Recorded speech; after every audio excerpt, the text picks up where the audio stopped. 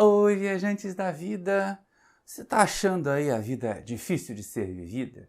Mas na nossa próxima viagem, a gente vai perceber o seguinte: não existe o contrário de vida. Viver é a nossa única opção. E a doutrina ajuda a gente a viver melhor. Então, enquanto roda a vinheta, você já aproveita, se inscreve aí no canal, acione o sininho para receber as notificações, deixa um like agora, se não gostar lá no final você pode mudar para dislike e comente, deixa um comentário aí para a gente saber como é que o nosso trabalho está chegando até você. Desde já, obrigado e boa viagem!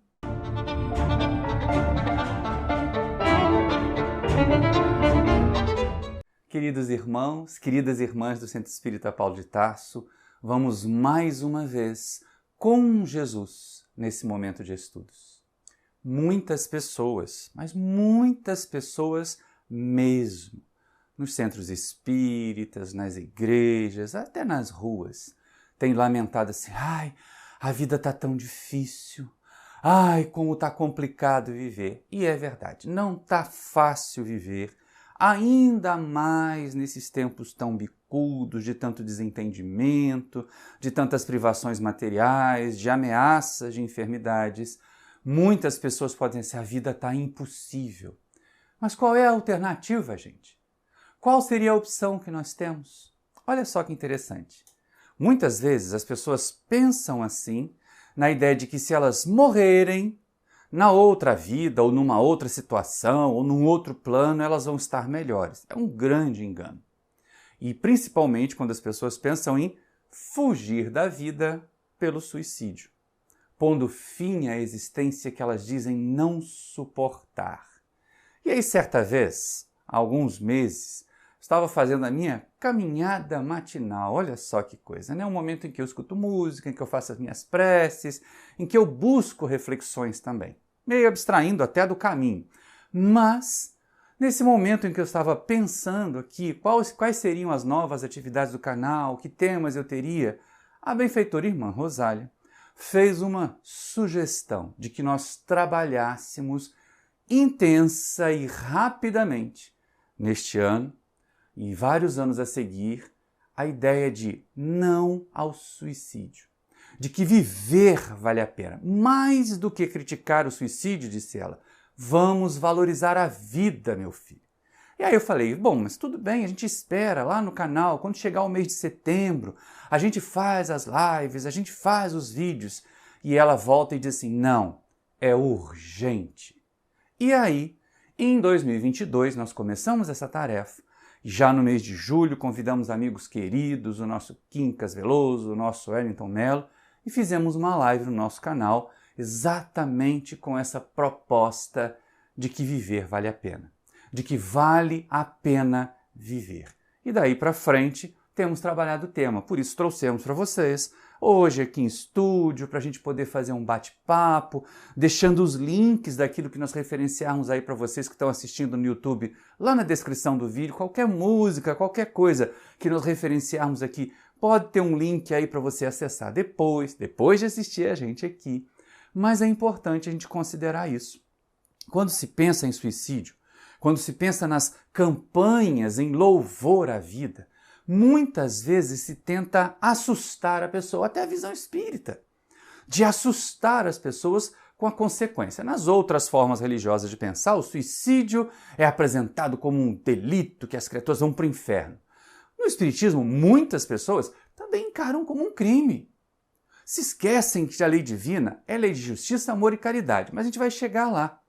Mas, poucas vezes, nós espíritas também, olhamos o suicídio como um fracasso coletivo. Já parou para pensar nisso? Fracassa o indivíduo, aquela criatura que, não conseguindo suportar o peso da vida, não conseguindo suportar os reveses, foge pelo suicídio. Às vezes tenta e não consegue, felizmente, mas alguns conseguem, infelizmente. Sofrem os sobreviventes. Sim, nós vamos chamar dos familiares, dos amigos, das pessoas em torno do suicida de sobreviventes, o que já dá ideia do quanto que o suicídio é uma tragédia, em que existem aqueles que perecem, o suicida, E existem os sobreviventes, aqueles de nós que ficamos aqui, que ficamos pensando, que lamentamos não ter percebido, não ter conseguido ajudar, não ter conseguido evitar, como se fosse responsabilidade exclusivamente nossa de evitar. Muitas e muitas vezes os sobreviventes se culpam e nessa lamentação, muitas vezes chorosa, muitas vezes desequilibrada, flagelam ainda mais o coitado do suicida, a coitada da suicida, que já estão arcando com as consequências do ato cometido contra si mesmos. E também fracassa a sociedade. São 3 fracassos. A sociedade fracassa porque ela, de certa maneira, com seus costumes, com suas cobranças, com a sua desatenção com o vazio existencial que a sociedade impõe às criaturas, a sociedade também colabora para que o suicídio aconteça. E aí já há vários anos, o nosso companheiro André Trigueiro publicou o livro Viver é a Melhor Opção, em que ele traz para nós alguns detalhes, traz dados, traz estatísticas, fala a respeito das causas mais comuns, das causas mais frequentes de suicídio e faz propostas espíritas para que nós possamos compreender e evitar. Beleza? Isso é muito importante. Mas nós observamos nas reuniões mediúnicas uma coisa: o suicida, gente, continuou vivo. E ele se surpreende muitas vezes de que ele continuou vivo, de que aquele ato que ele tentou de fazer com que a dor desaparecesse não teve efeito e ainda aumentou as dores. E aí a gente tem que ter muito cuidado. Quando vai à tribuna, quando grava um vídeo como nós estamos fazendo aqui agora, para tratar desse assunto. Porque não sofre só o suicida, né, gente? Os sobreviventes, e esses podem estar nos assistindo agora, nesse exato momento. Pode ter aí um pai, uma mãe de um filho que partiu da vida pelo suicídio. Pode ter aí um filho, um esposo, uma esposa de alguém que partiu da vida pelo suicídio. E eles precisam ouvir a mensagem consoladora e não assustadora.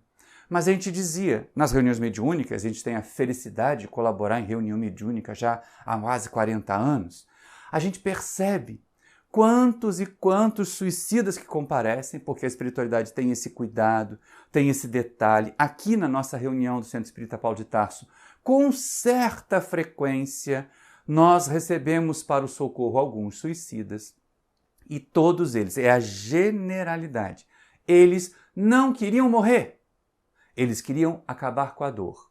Eles queriam, associando a dor à existência material, acabar com a existência, na suposição, e aí o perigo do materialismo, né? Na suposição de que se nós somos o corpo que nós temos, acabando com a vida desse corpo, acaba a dor que nós sentimos. E é um grande engano. E aí a visão espírita, e essa é importante, a visão dos espíritos e não dos espíritas, porque de vez em quando nós interpretamos errado. Nós olhamos só o lado da justiça, esquecemos de olhar o lado do amor na lei divina, gente. E aí no Livro dos Espíritos, que é o primeiro momento em que Allan Kardec vai tratar da questão do suicídio, nós temos um conjunto de perguntas já lá na 4ª parte, que tem o título de Das Esperanças e Consolações.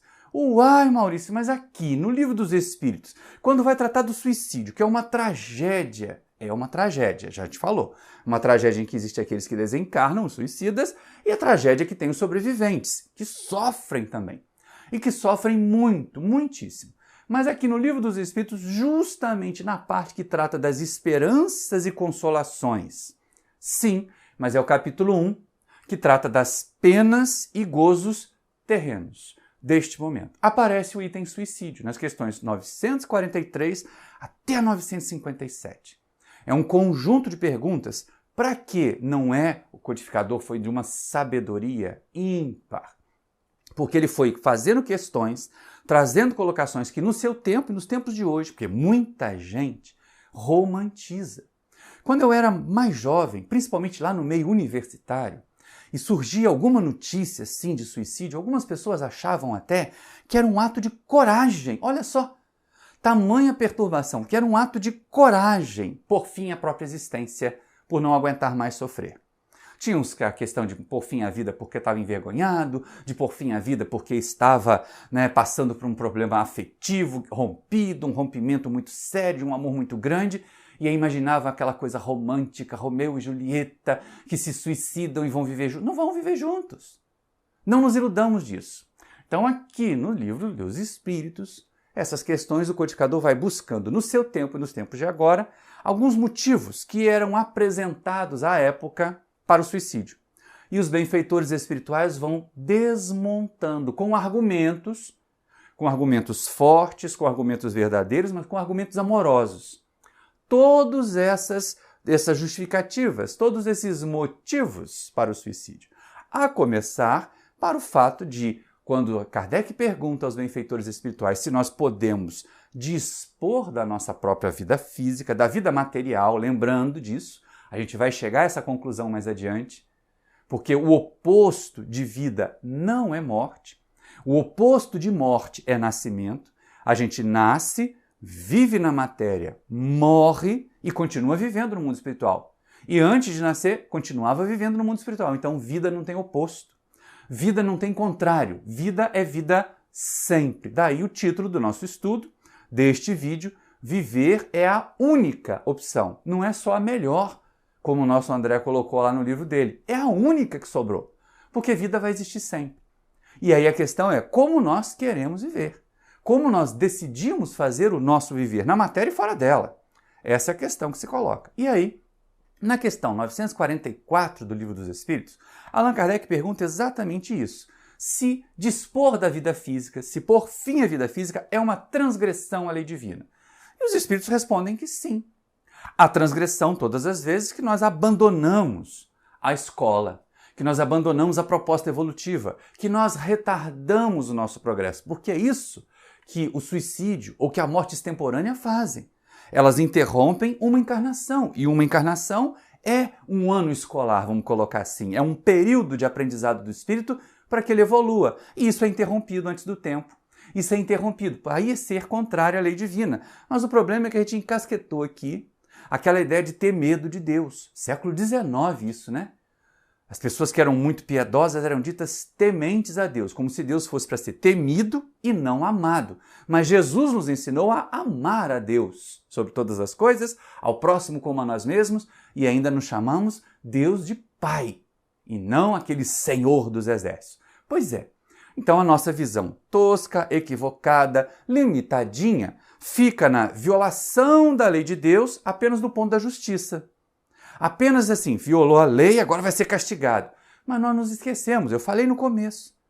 Allan Kardec, quando estuda as leis morais, lá no capítulo 11, da terceira parte do Livro dos Espíritos, aqui de novo, ele vai tratar da lei de justiça, amor e caridade. Então essa justiça divina, que dá a cada um de nós as consequências dos nossos próprios atos, que faz cada um de nós experimentar as consequências das nossas escolhas, certas ou erradas, ela também é de amor e ela também é de caridade.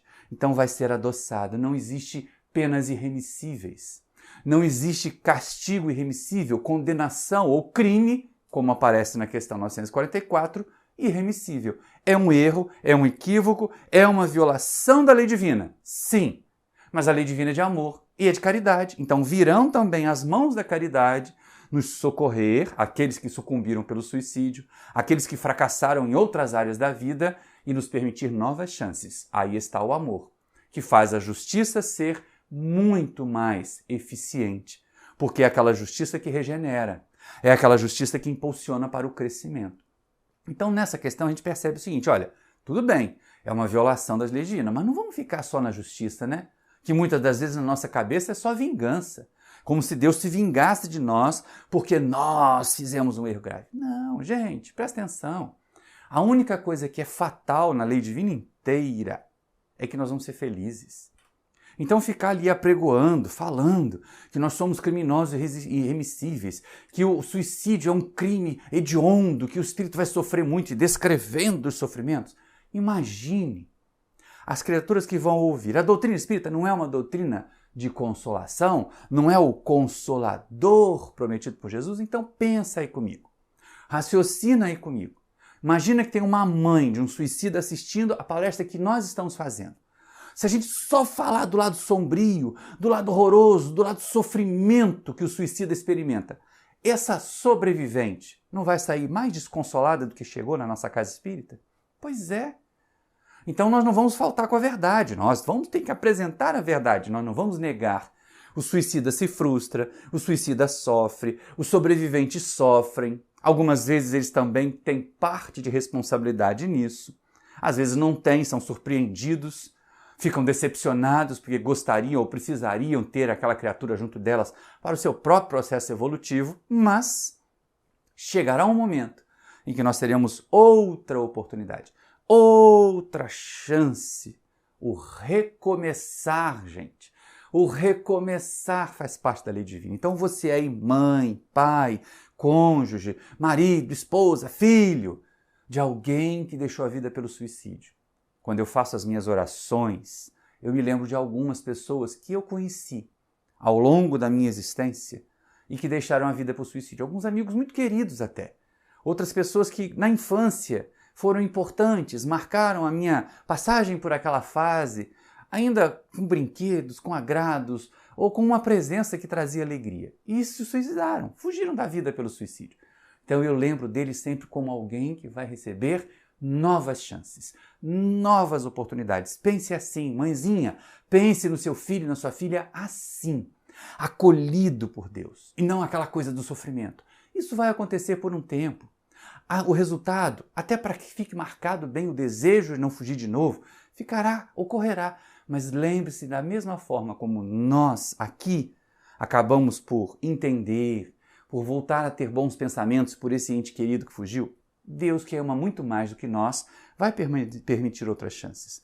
Veremos isso até mais adiante em outras obras, mas olha só que coisa interessante.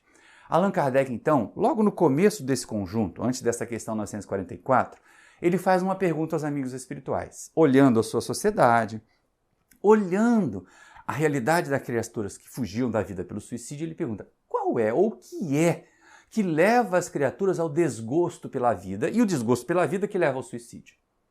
Aí é que vem a questão. Os amigos espirituais trazem para nós o que a gente podia chamar assim de causas genéricas do suicídio. E ele diz assim: a ociosidade, a falta de fé e até a saciedade. 3 causas genéricas. Mas ociosidade, Maurício, quando a gente fica ocioso, sobra tempo demais para a gente pensar nas coisas ruins que acontecem na nossa vida. Quando nós estamos agindo, quando nós estamos principalmente interagindo, quando nós estamos sendo úteis a alguém, sobra menos tempo para a gente pensar nas nossas próprias frustrações, nas nossas próprias dores, nos nossos próprios reveses. Então é exatamente aí, a ociosidade é uma das causas de desgosto pela vida. A falta de fé, aí a gente precisa desenvolver um pouquinho.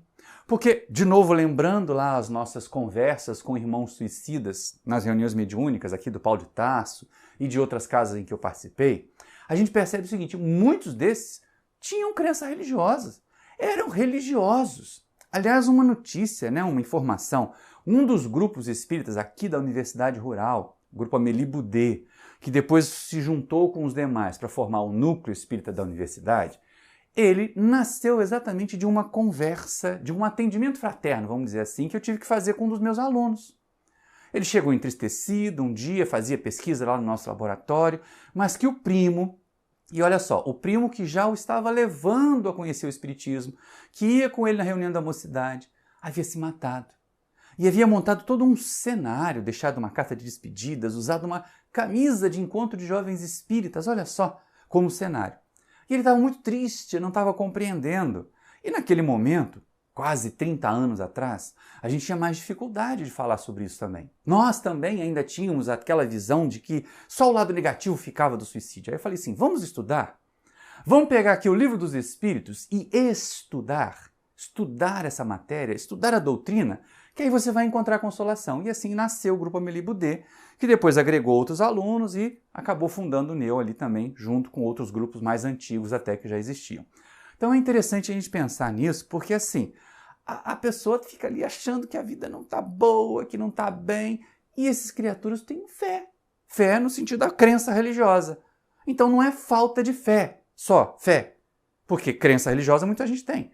Se a gente pensar bem, a gente vai perceber o seguinte, é a fé no futuro. A gente precisa ir lá na questão 922, quando vai ver quais são os critérios mínimos para a felicidade, e os amigos espirituais dizem para Kardec que do ponto de vista material é ter o necessário para a sobrevivência e a saúde. E do ponto de vista espiritual é a consciência tranquila e a fé no futuro. Então é essa fé no futuro, que nós poderíamos traduzir como esperança, que os suicidas perdem, que eles deixam de ter. Não é a fé-crença, é a fé no futuro, é a esperança. Muitos suicidas têm religião, mas não tinham mais esperança. E aí resgatar a esperança, trazer de volta a esperança é que é o passo. Mas e esse terceiro item, e essa terceira causa genérica, como assim a saciedade? Quer dizer, ter todos os gozos, ter todos os prazeres e ficar enjoado de tanto ter prazer e causa a gente desgosto pela vida, não é verdade? E não é só por aí não. Aí a gente começa já a trabalhar a questão das perguntas do Livro dos Espíritos. Nesse quesito especial da saciedade, Kardec vai fazer uma série de perguntinhas ali, a 952, 952A, que trata exatamente disso, dos vícios, da dependência, dos excessos de todo tipo que acabam comprometendo a saúde do corpo físico. Se a gente prestar bastante atenção, lá no livro e no filme Nosso Lar, André Luiz chega ao plano espiritual na condição de suicídio involuntário. Ah, mas ele pegou uma arma, ele tomou um veneno? Não.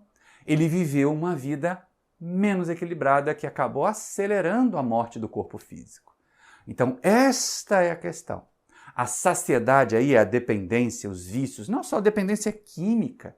Às vezes é excesso na sexualidade, às vezes é excesso à mesa, comer demais, comer de forma errada. Imagina um hipertenso que atola a batata frita no saleiro.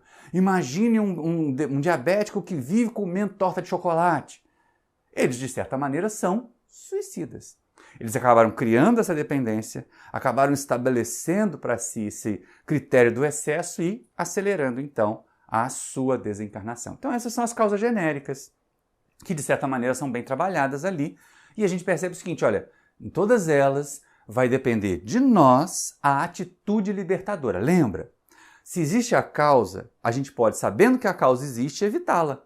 Quais seriam as atitudes libertadoras para essas três causas genéricas? Aguarde aí um momento, fica aí com a gente no vídeo que vocês vão chegar lá com a gente. Mas, nas questões seguintes, Allan Kardec vai tratar do que a gente podia chamar assim, das causas específicas de suicídio. Aquelas que são romantizadas. É verdade. Aquelas que as pessoas usam até como justificativa. Ai, mas foi muita coragem. Ai, mas foi para poupar a família. Não tem umas causas assim? E é exatamente aí que aparece. Vamos chamar de duas apenas. Vou fazer em dois grandes grupos. Os chamados suicídios por fuga e os suicídios por amor. Pensa bem, gente. Amor não leva ninguém ao suicídio. Na verdade, quando a gente vê assim, suicídio por amor, é porque não sabia interpretar o amor. Porque não sabia o que era amor de verdade. Porque se soubesse, não se matava. Não partiria para o suicídio. E se amasse realmente, viveria para amar. E não morreria de amores, como muitas pessoas dizem. Mas é aqui, duas causas específicas. As fugas. Fuga do quê, Maurício? Fuga da situação dolorosa. Muitos suicidas, como eu falei no começo, não queriam matar a vida, não queriam deixar de existir, queriam deixar de sentir dor. Isso é fuga.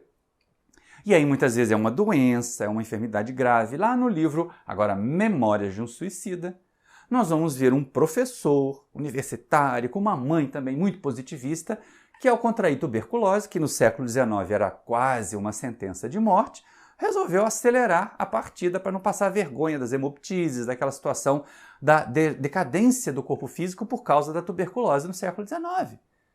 E ele sofre pra caramba do lado de lá. Ele experimenta muitas e muitas dificuldades do lado de lá. E é exatamente esse o chamado. Quando Allan Kardec fala em fuga, são as mais variadas fugas. Fuga da dor. Às vezes é fuga das misérias da vida, né? A criatura está passando uma situação muito difícil, não arruma emprego, está passando fome, os filhos estão passando fome, aí de repente tem um seguro de vida, resolve se matar para a esposa receber o seguro e os filhos ficariam parados. Oh, isso aí é justificável, foi super nobre. Não, não foi. Não foi. Melhor seria viver. E aí, quando Allan Kardec pergunta a respeito dessa fuga para fugir das misérias da vida, questão 946, 947, 946A, aparecem aquelas situações muito específicas de que, às vezes, é a sociedade que causa essa penúria material que leva muita gente a pensar em suicídio. Fugir das misérias da vida, fugir da pobreza, fugir da doença, muitas e muitas vezes é porque nós não encontramos. E aí é o alerta quando eu falei que fracassa o suicida, fracassam os sobreviventes e fracassa a sociedade. Esse é um fracasso da sociedade, que não dá os meios para que as criaturas que estão passando por dificuldades materiais superem as dificuldades materiais. Seja da falta de recursos, seja da doença no corpo físico. Quantas pessoas recebem um diagnóstico de um tratamento que já existe, que existe sobrevida, mas como ela não tem recursos materiais para pagar por aquilo, ela acaba desencarnando mais cedo. Então, a sociedade é causadora. Ela passa até para pesar sobre ela esse cumplicidade ou até mesmo uma espécie de homicídio, né? Contribuindo para o suicídio de alguém, assumimos a posição de homicida. E aí é uma questão interessante, porque de vez em quando, essa ideia de suicídio por fuga tem até um verniz de conhecimento espírita. Verdade, gente, olha só. Se a gente ouvir lá ou for estudar na questão 950, Allan Kardec pergunta aquelas pessoas que pensam em suicídio para poder ter uma vida melhor. Mas não é o que a doutrina espírita ensina para nós? Que essa vida aqui no planeta de provas e expiações é árida, é dura, mas que se nós soubermos aprender e crescer, nós viveremos uma vida melhor depois da desencarnação? Muita gente pensa nisso e resolve acelerar. Ah, não, está muito ruim aqui, deixa eu acabar logo com essa vida para poder buscar uma vida melhor. E é o pior erro que pode cometer. É exatamente o que os amigos espirituais dizem. Essa ideia errada de se matar para buscar uma vida melhor afasta a gente da vida melhor. Porque a proposta das agruras da vida presente é nos fortalecer e desenvolver a nossa inteligência, a nossa afetividade para nós vivermos uma vida melhor. Se nós chegamos lá no mundo espiritual sem essa bagagem, a gente está na água. A gente vai sofrer mais ainda. Então é importante estar atento a isso. E aí tem, talvez, aquela pílula dourada, né? Foi para a família, foi para proteger a família. Muitas criaturas, quantas e quantas vezes aconteceu, principalmente em países mais ricos e mais materialistas, e a gente tem que ter esse cuidado danado que o materialismo mata, mas em países mais ricos e materialistas, quantas pessoas, vendo a situação material complicada, tendo um seguro de vida, matam-se ou forjam a sua morte, ou seu homicídio, uma coisa assim, um desaparecimento, para que a viúva, para que os filhos recebam, né, o seguro e saiam do aperto material, como se isso fosse uma justificativa. A questão 949 trata disso, aqueles que fogem da vida para poupar a família as dificuldades. E aí os espíritos dizem assim, esses não agem bem, mas como pensam que agem, e no fundinho ali, bem no fundinho, tá, gente? Mas no fundinho ali, tem um ato de amor, de proteger as pessoas queridas, isso lhes é levado em conta como um atenuante. Olha só que interessante. Mas, na questão anterior, na 948, fugir às vergonhas da vida, fugir aos escândalos, porque de vez em quando é isso, né? Tem gente que se mata porque cometeu um erro, porque desviou verba, porque cometeu um crime e aí não consegue viver com a culpa do escândalo que vai acontecer. Porque se não fosse descoberto, continuaria vivendo da boa. Essa é a prova de quanto as pessoas valorizam mais a opinião da sociedade do que divina, das leis divinas. Então tem muita gente que se o seu erro não for descoberto, fica quietinho, fica de boa. Mas a hora que foi descoberto, é um escândalo. Isso na sociedade do Japão, por exemplo, é muito comum. O indivíduo é pego num escândalo, em vez dele arcar com isso, dele buscar se desculpar, ele é pego e se mata para poder fugir da vergonha. Ou principalmente fugir de lançar vergonha sobre a família, o que é um erro. Porque olha só, se aquele ato em si, o equívoco, o desvio, já seria bastante vexatório para a família, um suicídio associado a esse desvio, gente, vai aparecer nos jornais, vai escandalizar ainda mais, vai expor ainda mais a família. Não pense que fugir da existência material por causa de um erro moral, de uma queda moral, que vai virar um escândalo na sociedade, vai ajudar os seus familiares, só vai colocar mais luz, vai acender holofotes. Algo que cairia no esquecimento dentro de um tempo, porque ficaria restrito a um pequeno grupo, vira uma notícia que toma todos os jornais, que alcança a grande mídia. Então é melhor sossegar o facho aí, não pensar em fugir da vida dessa forma, porque a gente pode se equivocar. E aí a gente começa a perceber o seguinte, adianta fugir?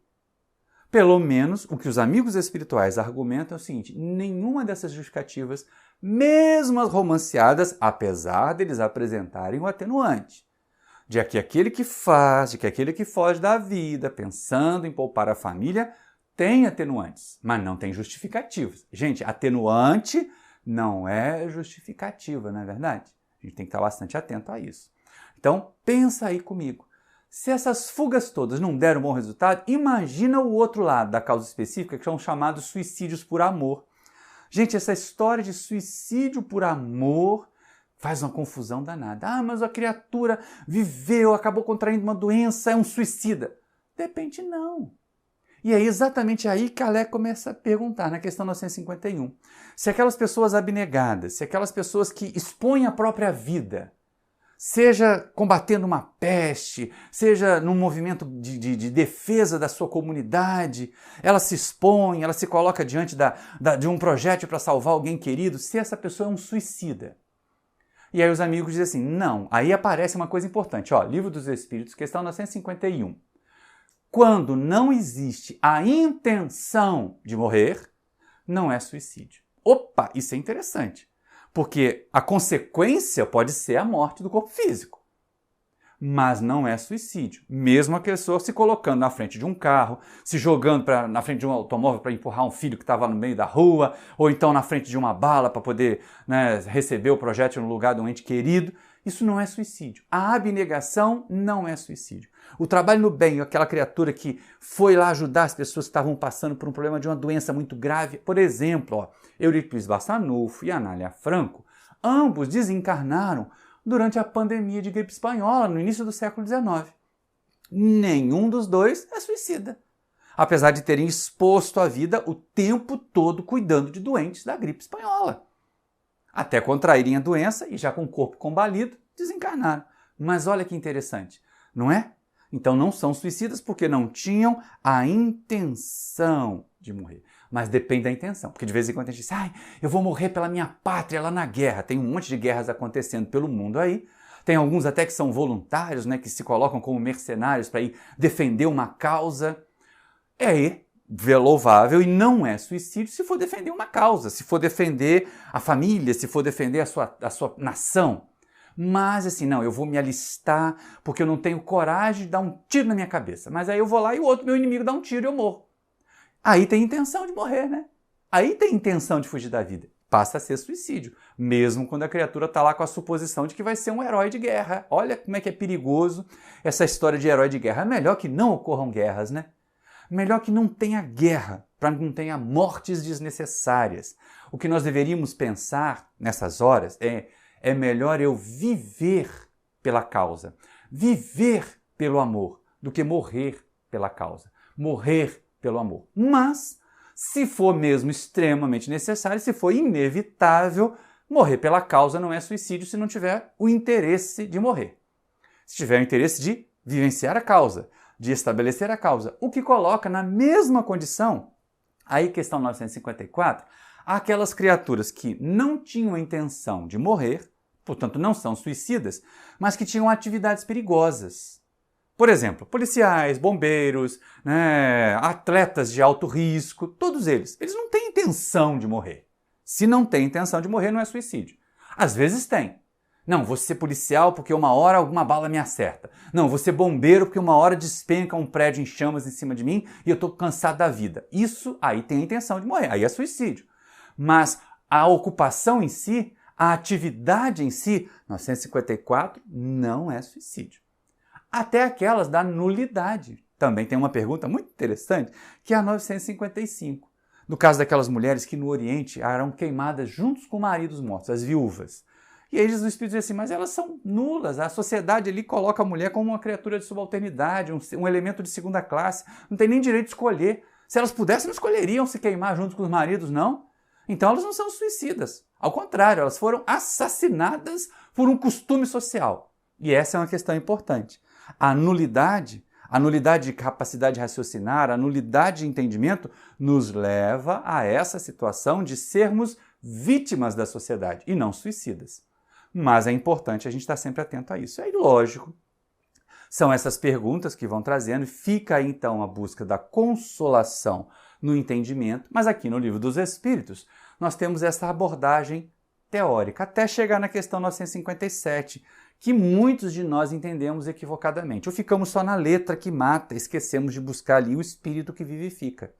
Quais são as condições, em geral, dos espíritos dos suicidas? Aí é aquela coisa, né? O povo resolve pintar o Vale dos Suicidas, resolve falar, a gente precisa reinterpretar a resposta da questão 957, precisa reinterpretar os comentários dela, porque, gente, não é matemática. Morreu desse jeito, vai passar por isso. Faltavam tantos anos para terminar a vida material, vai passar tantos anos agarrado lá o corpo físico em decomposição. Muita gente usa a questão 957, aqui do Livro dos Espíritos, para pôr medo. Não, não faz isso, olha só, o suicida vai se decompor junto com o corpo. Nem sempre. Não, porque o suicida vai sofrer muito durante muitos anos, o tempo que faltava até ele desencarnar. Nem sempre, pode ser socorrido imediatamente. Então são questões que a gente não pode. O medo é uma ferramenta muito frágil para a educação. Tanto que a gente vê aquela história das crianças pequenas, né? Não vai lá que tem bicho, não vai lá que é o bicho-papão. Cresceu um pouquinho, perdeu o medo do bicho-papão, descobriu que o bicho-papão não existe, se torna um capetinha pior ainda. Então o medo não é um bom professor. Muitas vezes, e a gente vê isso nos suicidas, naqueles que tinham uma crença religiosa principalmente, muitas e muitas vezes a dor moral suplanta o medo e a criatura acaba se suicidando. Então a gente tem que buscar outros recursos. E aí muitas vezes as pessoas associam essa questão 957 do Livro dos Espíritos aqui com o Memórias do Suicida da Tivone Pereira. Mas olha só, é um livro desta grossura.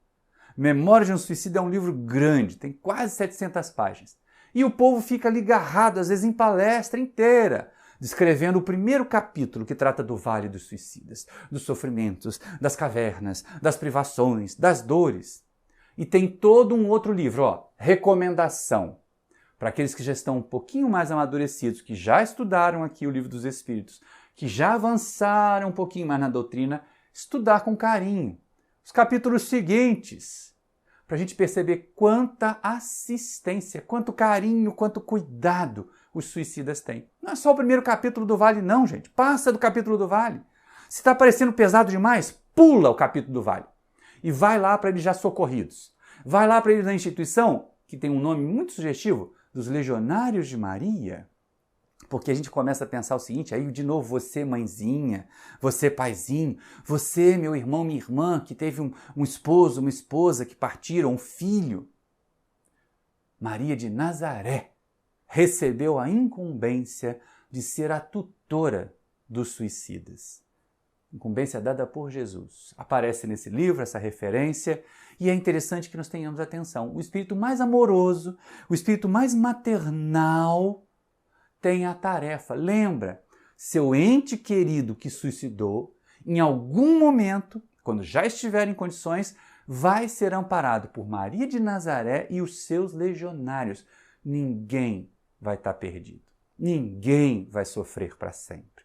E aí vamos estudar então o livro com esse cuidado para ver o restante da obra, para perceber. Sinta-se confortado, confortada. Continue orando pelo seu ente querido que desencarnou, por aquelas pessoas que você conhece que desencarnaram, até numa notícia do jornal. Põe o nome dessa pessoa aí nas suas preces. Porque esse acúmulo de energia vai ajudar esses espíritos a superarem esse primeiro momento, até poderem ir, como Jorge Elahad diz, o Vale dos Suicidas, escrito aqui no livro Memórias do Suicida, não é um lugar de sofrimento, não, é um lugar de acolhimento, para que os suicidas possam deixar passar aquele primeiro momento tempestuoso e estarem em condições de ser socorridos. Então é muito importante que a gente entenda que vá por aqui. Mas, voltando à questão 957, uma coisa comum a todos os suicidas, porque olha só, não era matemática, né? Não é morreu desse jeito, vai passar por aquilo. Aliás, muita gente diz assim, vai renascer com essa tal deficiência. Alguém que deu um tiro na cabeça vai nascer retardado. Alguém que deu um tiro no coração vai nascer com problema cardíaco. Quem tomou veneno vai nascer com problema... Nem sempre.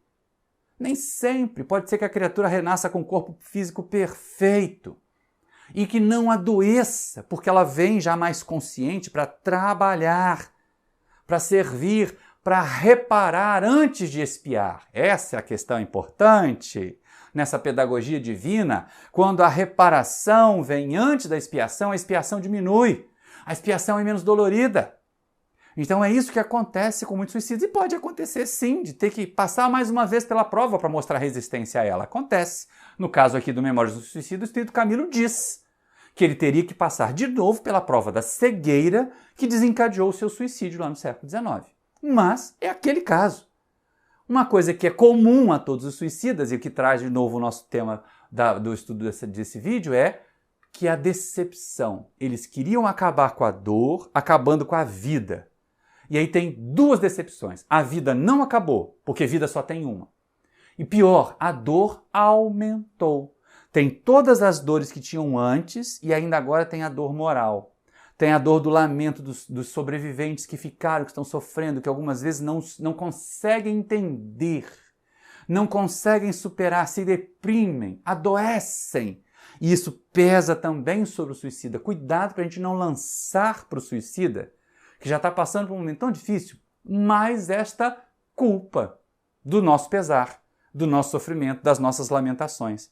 Então a gente não vai romantizar suicídio. Claro, não, é tranquilo, Maria de Nazaré vai socorrer. Vai, mas depois de um bom tempo aprendendo com a consequência do erro que cometeu. A questão toda é que aqui no Livro dos Espíritos nós temos a teoria. Mas Allan Kardec, agora me permitam trocar de obra, aqui no livro Céu e Inferno, vai entrevistar lá na segunda parte 9 suicidas de características diferentes. Mais ou menos dentro desses padrões que nós analisamos, né? As causas gerais, ociosidade, falta de esperança ou fé no futuro e saciedade, os suicídios por fuga e os chamados suicídios por amor, que não são por amor. Vamos entender isso. Amor não pode ser doença. Amor não é causa de sofrimento. Não foi por amor que alguém se matou. Foi por não entender o amor, foi por egoísmo, foi por querer ser amado e não receber o amor e aí acaba fazendo isso. Para tentar fazer o outro sofrer, para tentar fazer a outra parte sentir culpa, mas isso não é amor. Não entendamos assim. Nem mesmo quando os dois pensam, porque tem um caso aqui no Céu e Inferno que os dois, apaixonados e comprometidos, acabam fugindo da vida pelo suicídio. Não deu certo para eles. Não deu certo. Mas a gente vai tocar nesse assunto mais adiante. Então, aqui no Céu e Inferno, a gente vai ver a prática da teoria que viu no Livro dos Espíritos. Nessas entrevistas, nós vamos ver Allan Kardec tratando exatamente disso. Das fugas, né? O tal do desgosto pela vida, pelas misérias. E ele apresenta 3 casos muito interessantes. O chamado Suicida da Samaritana, que não foi identificado em momento nenhum, nem no jornal, porque apareceu nos jornais essa notícia, mas não tinha nome, não tinha documentos. E aí, quando esse espírito se manifesta lá na Sociedade de Paris, ele mostra simplesmente que ele não suportou a solidão e as privações materiais. Outro caso interessante é de François Simon Louvet, que também não teve condições de suportar a falência, a pobreza. E ele era uma criatura que tinha sido tão viciosa, não tendo mais recursos para poder saciar seus vícios, resolveu fugir da vida para o suicídio. Não adiantou nada. E ainda tem também Félicien, que é aquela criatura que não soube aguentar também a pobreza e fugiu da vida. Então, muitas e muitas vezes nós vamos ver a fuga como causa falsa. O que a gente depreende dessas 3 entrevistas? O que a gente entende ali? Adiantou fugir? Não adiantou fugir. Seria muito melhor enfrentar a pobreza, enfrentar a privação, às vezes enfrentar o escândalo, do que fugir da vida pelo suicídio e arcar com um duplo sofrimento. Aí, olha só, o grupo maior, exatamente porque as pessoas tendem a romantizar, é o dos chamados suicidas por amor. Amor entre muitas aspas, né? Nada, ninguém se mata por amor. Amor não mata, amor é vida. Jesus veio ensinar o amor que se desprende, que não é egoísta. O que faz a gente pensar em se matar por amor é o egoísmo, de querer receber amor dos outros sem realmente amar o entorno de nós. E aí muitas vezes, não, mas isso é uma causa justa. Imagina um dos primeiros casos que aparece chamado assim, o pai e o conscrito. A França estava em guerra, o filho recebe uma convocação para ir lutar no front, e ele era filho único. E aí o pai pensa assim, não, se ele for arrimo de família, ele não vai poder ir. E aí o pai se mata. E diz assim, foi por amor, foi por amor, foi por amor. Não foi por amor. Foi por uma turvação dos sentidos. É verdade, ali foi uma interpretação equivocada do que era amor. Entrevistado esse pai, ele acaba percebendo assim, não adiantou nada. O filho ainda ficou com o peso do sofrimento. E quem sabe, aí, o filho não morreria, né? Iria para o front, acabaria voltando herói, teria uma vida diferente, se renovaria de conceitos. O pai privou o filho de todo esse aprendizado. E talvez o filho tivesse mesmo que ir e perecer, porque fizesse parte da prova do filho, mas não do pai. E aí ele perturbou todo um circuito de educação. Outro caso que também é visto assim, romantizado, é mãe e filho. O filho desencarna, doente, a mãe se despede e se enfoca no celeiro. Também não adiantou nada. Evocado esse espírito, ela reclamava, ainda esbravejava contra Deus, o que prova que não era amor maternal, era apego, era egoísmo, ela queria o filho para ela, o filho era dela, não era de Deus. E aí o filho que a leva diz assim, ela não me vê, ela não me encontra, porque se ela tivesse esperado um pouquinho, continuado vivendo, cuidando dos outros, e tem gente que faz isso, né? Fixada em uma única pessoa que parte, que desencarna por uma doença, negligencia a família, negligencia os outros filhos, negligencia os outros parentes, deixa de amar o entorno. Não tem justificativa nenhuma e o sofrimento dessa mãe foi enorme. Aí aparece o caso que eu tinha comentado, que é o caso do duplo suicídio por amor e por dever. Olha, é meio romantizado isso, né? Bem Romeu e Julieta do século XIX, mas também não deu certo. Um casal que eles se apaixonaram, não puderam se casar, casaram com outras pessoas por convenções sociais, mas continuavam ali se sentindo atraídos. E para não cometerem o deslize do adultério, resolveram se suicidar juntos, pedindo numa carta de despedidas que fossem os corpos enterrados juntos. Que adiantou nada. Os corpos foram colocados na mesma sepultura e os espíritos não conseguiam se encontrar no mundo espiritual. Então é melhor a gente ter cuidado em relação a isso. Por quê? De novo, isso é amor? Não. Isso é egoísmo. Eu só vou ser feliz se você estiver do meu lado. Eu só vou ser feliz se você estiver do meu lado. E aí tantas outras pessoas ao nosso lado poderiam ser felizes e nos fazer também felizes por amá-las. Mas a gente fica fixado, a gente fica egoísta, fica narcisista até porque quer que o outro nos ame, nos goste. E a gente se mata. Não, não façam isso. As consequências não foram boas. É interessante que no livro do Céu e Inferno a gente vê a prática daquela teoria que foi aprendida lá no Livro dos Espíritos. E o último caso é mais interessante ainda porque é aquele caso assim, da convenção, que é o de Louis e Victorine. Victorine era uma pespontadeira de botinas, aparece assim, Louis é pespontadeira de botinas, né? E é um caso interessante porque nem ele a amava. Era por orgulho. Tinha conseguido ficar noivo, teve um desentendimento, ela rompeu o casamento e ele se mata. Para fazer ela passar vergonha na porta da casa dela. Para fazer ela passar vergonha. Para fazer ela se sentir culpada. Aí depois, arrependido, se manifesta lá na sociedade assim, puxa vida, nem ela me amava, ela não merecia que eu fizesse isso. Ela não merecia que eu me matasse, porque ela não me amava. E aí o Kardec perguntou, e você também amava? Não, não amava não, era só apego mesmo. Era muito mais aquele orgulho masculino de não permitir que um relacionamento fosse rompido pela mulher, que fez com que ele agisse daquela maneira. Gente, quais foram as consequências para esses 4 casos? Não ficaram juntos das pessoas que amavam. Primeira, mais ou menos comum a todos eles. E a outra consequência, além do sofrimento que vinham vivendo na Terra, agregaram outro sofrimento das dores causadas ao dano do corpo físico, que lesionou também o seu perispírito. Então não adianta. Não dá muito resultado isso. Não ajuda. Essas causas assim vão. Então outra causa interessante, que a gente não tratou no começo do estudo, mas eu até falei, olha, o materialismo mata.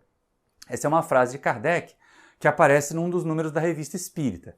Mas é interessante a gente perceber o materialismo mata, porque Kardec só entrevista um. E é exatamente isso, ele dá o título de um ateu. Um espírito que, como fez o tal professor lá do livro Memórias de um Suicida, do Camilo, tendo uma concepção materialista da vida diante de uma doença, foge dela pelo suicídio.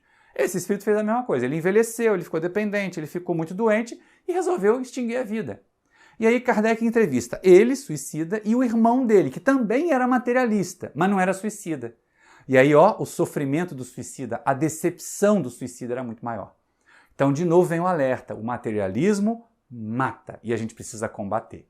E aí, o último caso, que normalmente é a primeira coisa que as pessoas pensam quando vão para o centro espírita, é o caso de obsessão, que é o caso de Antoine Bell. O único caso em que o indivíduo vai para o suicídio carregando uma culpa danada de uma encarnação passada, e aí perturbações no seu intelecto causam isso, a pressão do espírito obsessor causa isso, que era o pai da antiga vítima dele, e aí ele acaba suicidando. E aí revela na sociedade espírita porque ele começou a achar que ele tinha assassinado alguém. Já mais amadurecido, vai dando aquele descolamento da realidade, né? Uma culpa muito cristalizada no espírito fez aflorar algumas memórias fragmentárias de encarnação passada que o espírito obsessor utilizou para poder agravar e ele fugiu da vida assim. Frustração total e absoluta. Mas olha só, gente, presta atenção. Foram 9 casos, 9. Só um caso Kardec colocou como de obsessão. E mesmo assim uma obsessão que foi desencadeada por um processo de culpa. O espírito tinha mesmo seu endividamento do passado. Então não vamos ficar atribuindo todas as inclinações ao suicídio à ação de espírito. A tendência suicida não se cura só com passe e água fluidificada no centro espírita, gente. Tem que levar para terapia, tem que analisar as causas, tem que ter muita psicoterapia em torno disso. E ó, alerta, quem anuncia está pensando mesmo, porque tem gente que diz assim, isso é frescura, quem anuncia não se mata. Se mata sim, fique atento, principalmente jovens, adolescentes, se não estão se automutilando, se não estão se cortando, tudo isso é indicativo de que essa criatura pode estar passando pelo chamado desgosto pela vida. E isso pode levar ao suicídio. A gente tem que ficar de butuca, tem que ficar muito atento para não deixar acontecer. Mas, supondo que tenha acontecido, a gente não tinha conseguido acesso ainda a esse vídeo, não sabia ainda da doutrina espírita, o que a gente faz? A gente se consola. E aí eu vou citar a primeira música do vídeo de hoje, que é a música Revida, de Tim Vanessa, que é um relato do suicida até a sua reencarnação. O momento dolorido ali do começo, em que ele fala da incomparável escuridão, né? Mas ele vai acabar retornando. O amor divino suplanta todas as dores. Todos os suicidas serão amparados, serão acolhidos, estão sob o amparo de Maria de Nazaré, gente. Em algum momento vão ser acolhidos, aconchegados, e aí, como a Vanessa diz, né? Um seio me envolve, criança serei. Vocês podem ver o link para esse vídeo aqui na descrição dessa nossa palestra. Então vamos lá. Vamos pensar sempre dessa forma otimista. Evitar todas as causas. Mas nós que já temos essas marcas de alguém querido que partiu, ter a confiança de que eles vão ser amparados, de que eles vão ser socorridos e de que eles poderão voltar, se não para nossa família, voltarão a alguma família amorosa capaz de acolher. A vida continua sempre. A morte não existe. No sentido da morte do espírito. A morte do corpo existe. O oposto de morte é nascimento, porque é só o corpo que nasce e que morre. O espírito vive sempre. E a gente para aí? E a gente diz assim, acabou? Tem muito tempo de palestra, vamos acabar? Não.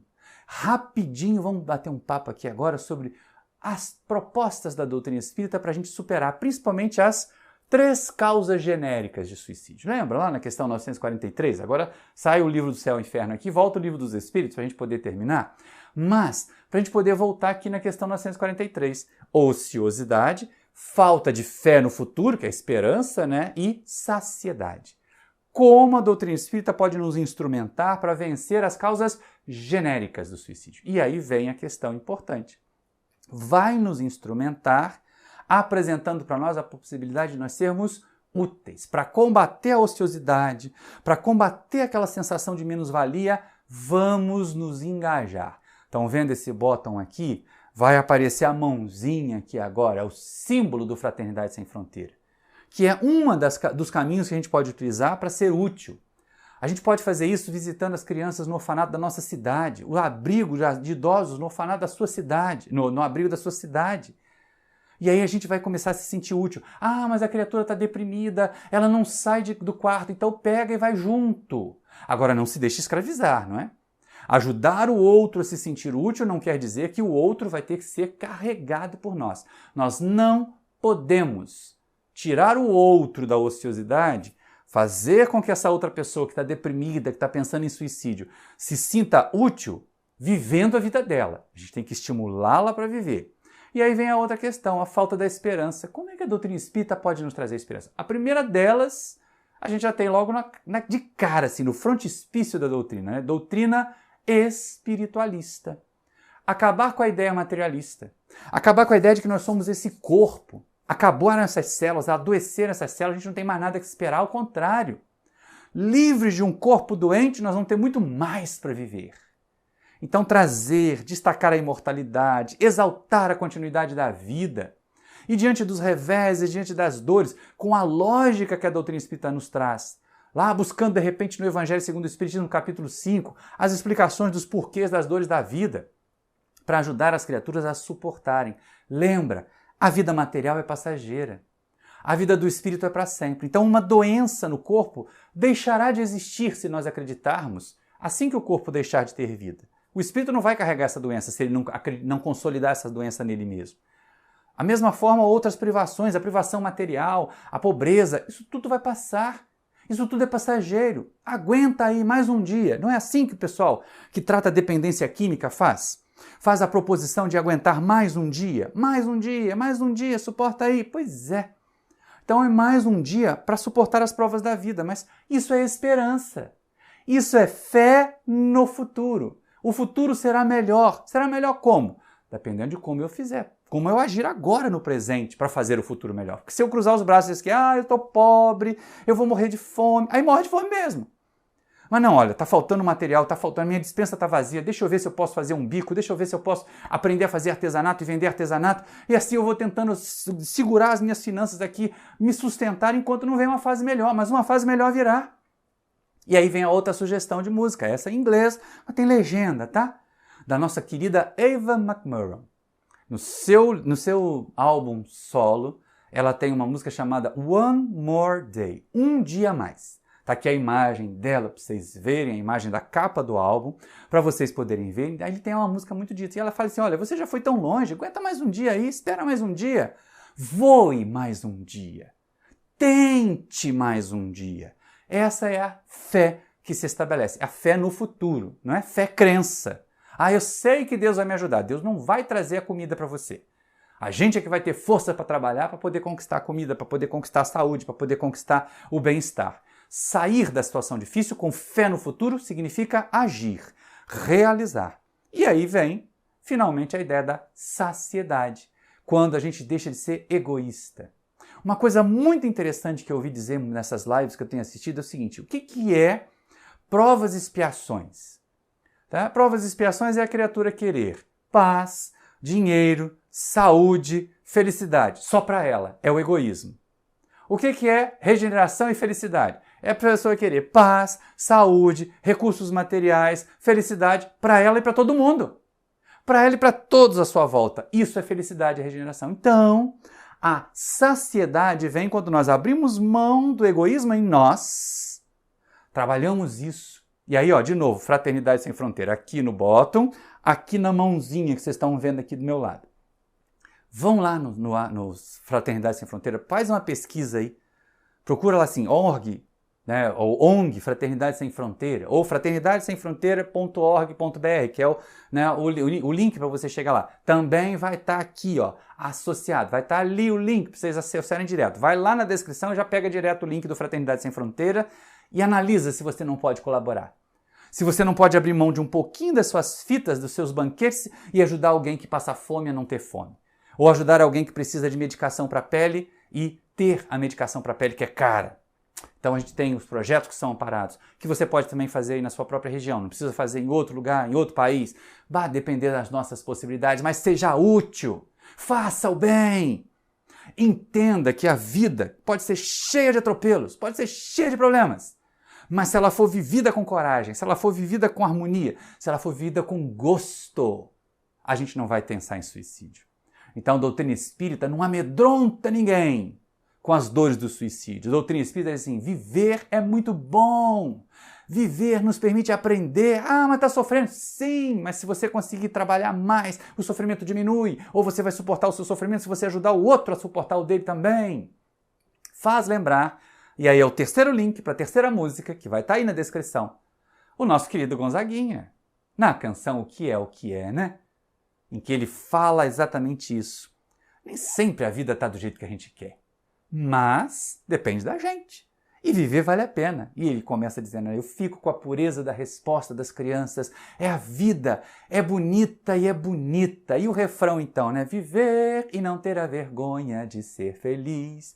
Cantar e cantar e cantar a beleza de ser um eterno aprendiz. Eu sei que a vida devia ser bem melhor e será, mas isso não impede que eu repita. é bonita e é bonita. E depende de nós. Repararam que no refrão aí tem a alegria de ser um eterno aprendiz? Pois é, você, meu irmão, minha irmã, que estão aprendendo aqui conosco, porque eu também sou aprendiz, neste vídeo, sobre o valor da vida. O que tem feito do aprendizado realizado? Já resolveu sair da teoria para a prática? De viver? De se tornar útil? De não ser tão egoísta e querer primeiro ser feliz para depois pensar em fazer felizes os outros? Então aproveite esse momento. Abrace essa oportunidade e diga: a vida é linda e vale a pena ser vivida. Os desafios da vida me ensinam e eu vou ser um espírito melhor. Um grande abraço para vocês, um grande carinhoso beijo para todos e lembrem-se, valorizem a vida. E se você é um sobrevivente da catástrofe do suicídio de alguém querido, lembre-se, Maria de Nazaré, a Mãe Santíssima, como o Bezerra de Menezes referenciava, estará responsável por socorrer o seu ente querido. Muita paz, muito obrigado pela sua atenção e vamos viver! Porque viver, meus irmãos, minhas irmãs, é a única opção que nós temos. Que Deus nos abençoe sempre.